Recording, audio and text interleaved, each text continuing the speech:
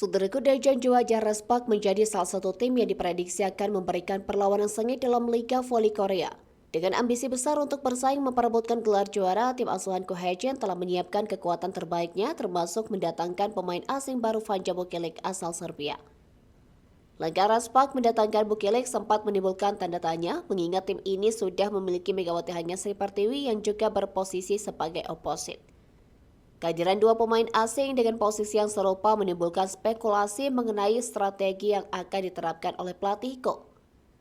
Pada turnamen KOFO Cup 2024 yang baru saja selesai, Ko Hae-jin menjawab keraguan dengan menggeser Bukilik menjadi outside hitter, sementara Megawati tetap berperan sebagai oposit. Meski belum sepenuhnya solid, kombinasi keduanya menunjukkan potensi besar, berhasil membawa Respak melaju hingga final.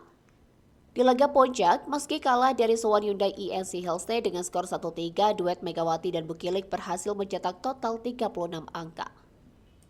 Walaupun Respak gagal meraih gelar juara KOFO Cup 2024, performa Megawati dan Bukilik mendapat sorotan positif dari media Korea Selatan, salah satunya Oma News. Duet tersebut diyakini akan menjadi kekuatan utama Respak dalam Liga Voli Korea, terutama jika didukung dengan kontribusi yang solid dari para pemain lokal. Pelatih Ko Hae-jin sempat mendapat kritik atas keputusannya mendatangkan Bukilik, terutama karena banyak yang berpendapat bahwa tim lebih membutuhkan outside hitter setelah kepergian Giovanni Milana atau Gia, pemain kunci musim lalu. Namun Ko Hae-jin mengambil langkah berani dengan menjadikan Bukilik bagian dari skuad dan mengubah perannya untuk meningkatkan variasi serangan. Pada musim sebelumnya, Megawati menjadi pemain penting bagi Respak, membawa tim melaju ke babak playoff untuk pertama kalinya setelah 7 musim.